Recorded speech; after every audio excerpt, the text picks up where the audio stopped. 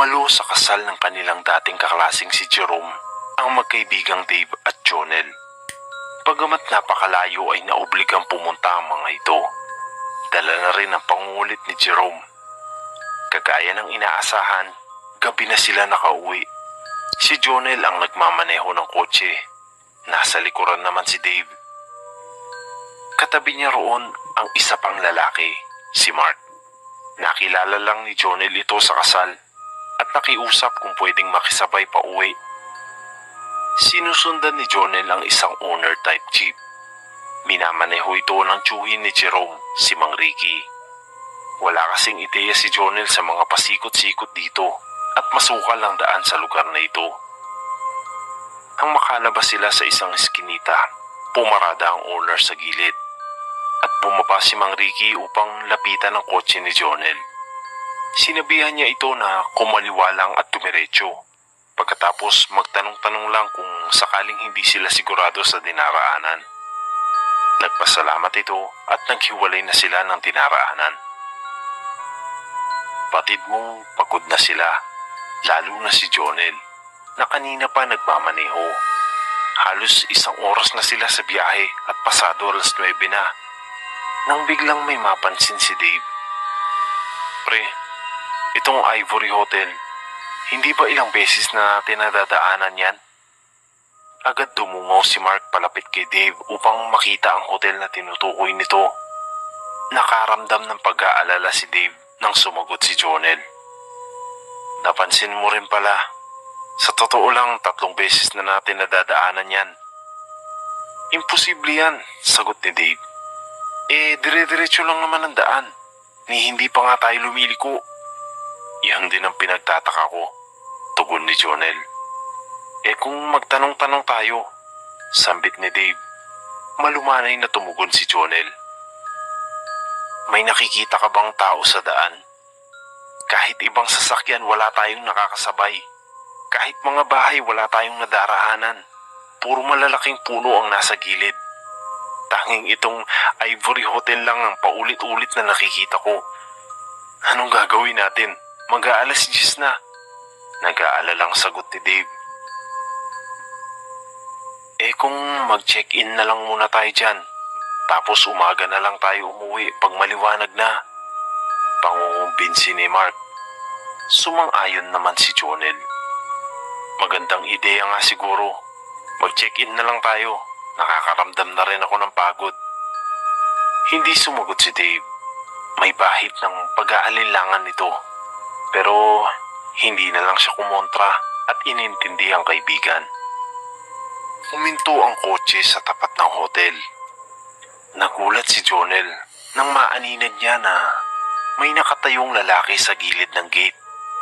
Sumisenyas ito na ipasok ang kotse. Sumunod naman si Jonel nang mapansin niya na may parking space pala sa loob. Ngunit hindi niya maiwasan na mangilabot sa itsura ng lalaki.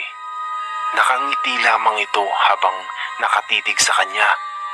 Mas matindi ang kaba na nararamdaman ni Dave. Hindi na niya maiwasang kumontra sa kaibigan. Pre, sigurado ba tayo dito? Bakit parang alam niya na padating tayo? Oo nga Nakakatakot pa yung itsura niya, sagot ni Jonel. Mabilis namang kumontra si Mark. Huwag na kayong maginarte, kesa naman lalo pa tayong maligaw. Ayos lang yan, dito na muna tayo.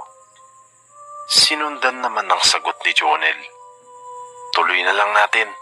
Mukhang hindi ko na rin kayang magmaneho ng malayo. Hindi na umimik si Dave habang ginagabayan ng lalaki si Jonel upang makapag-park. Pagbaba nila, agad silang pinati ng lalaki. Kamusta po kayo? Ako nga pala si James, maligayang pagdating sa Ivory Hotel. Alam ko po na pagod na kayo. Murang-mura lang ang rates namin at malilinis ang mga kwarto dito. Sigurado akong sulit ang pananatili nyo. Pasok po kayo, nag-aantay ang kwarto nyo. Bagamat nagtataka, ay sumunod na lang sila. Nagbayad na si Jonel at makalipas ito, inabot na ni James ang susi ng kwarto.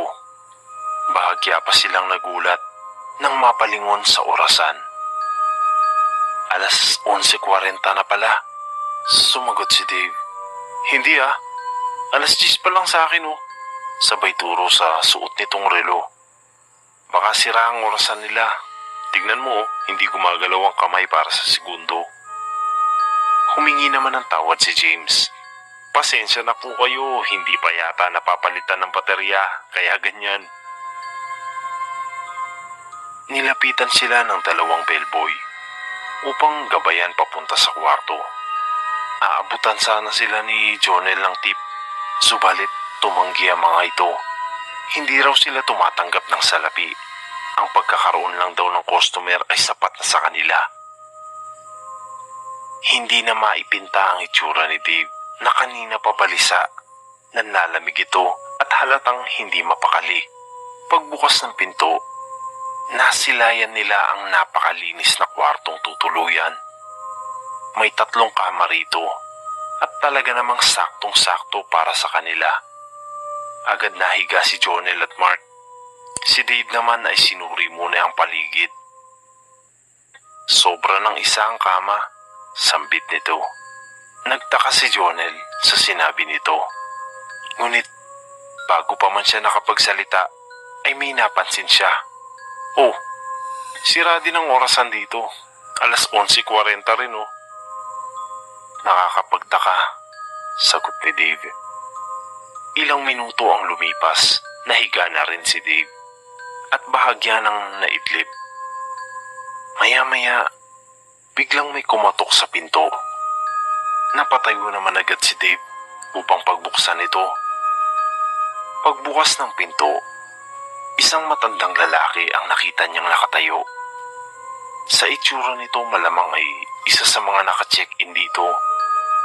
Nakakatakot ang boses nito nang magsabing,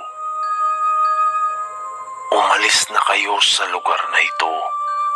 Umalis na kayo bago pa dumating ang takdang oras."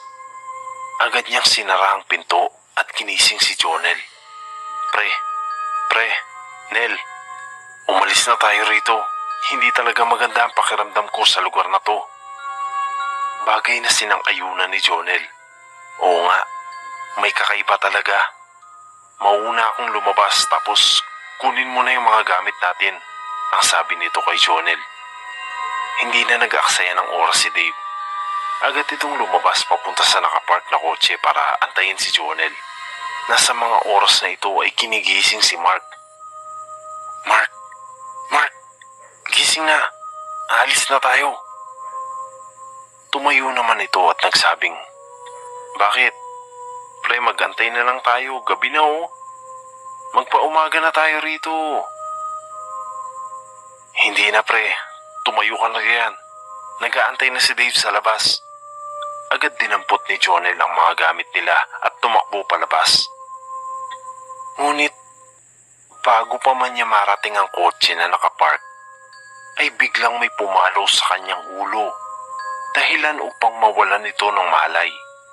Agad siyang pinuntahan ni Dave at pilit na hinila papasok sa kotse. Agad itong pinaandar ni Dave upang makalabas na sa nakakatakot na hotel. Ngunit nakaharang sa gitna ng gate si James kasama ang 2 bellboy. Nakangisi ang mga ito habang nakatitig kay Dave. Agad inapakan ni Dave ang silinyador. Hindi siya nagdalawang isip na sagasaan ng mga ito. Ngunit pagsagi ng uso ng kotse sa katawan ng mga ito, ay bigla silang naglaho. Sunod ay unti-unting naglaho ang gate, pati na rin ang buong hotel. Bumaba ng kotse si Dave habang si Jonel ay wala pa ring malay. Takang-taka si Dave sa kanyang nakita. Wala na ang Ivory Hotel na kanilang pinanggalingan kanina. Mangilan-ngilang pader na lamang ang makikita mo. Palatandaan na may establishmentong nakatayo rito noon. Maya-maya pa nakarinig si Dave ng busina sa di kalayuan.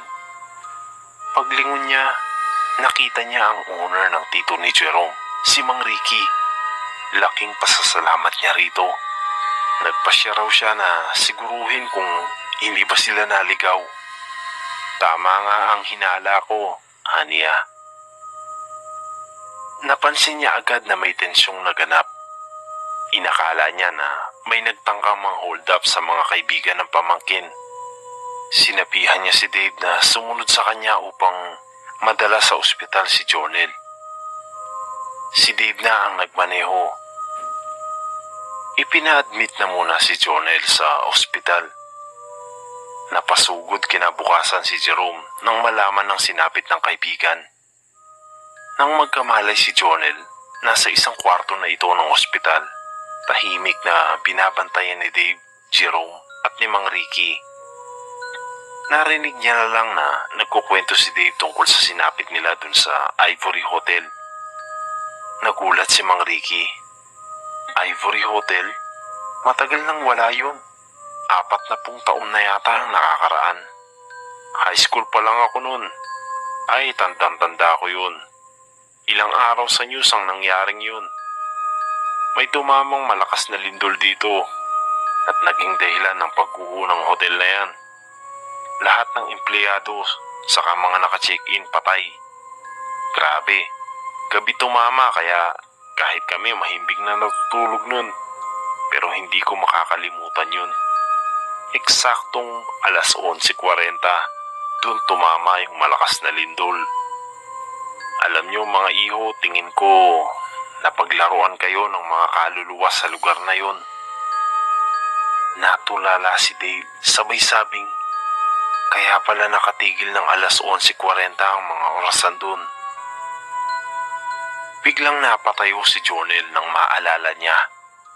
Si Mark, nakalabas ba siya? Nagtaka si Jerome. Nel, sinong Mark ang sinasabi mo? Si Mark, isa sa mga bisita mo. Nakiusap sa akin para sumabay sa amin ni Dave pa uwi. Kasama namin siyang nag-check-in dun sa hotel. Natahimik ang lahat. Labis na nagtatakang sumagot si Dave. Nel, 2 lang tayo sa kotse kagabi. 2 lang rin tayong nag-check-in dun sa misteryosong hotel. Wala tayong kasamang Mark.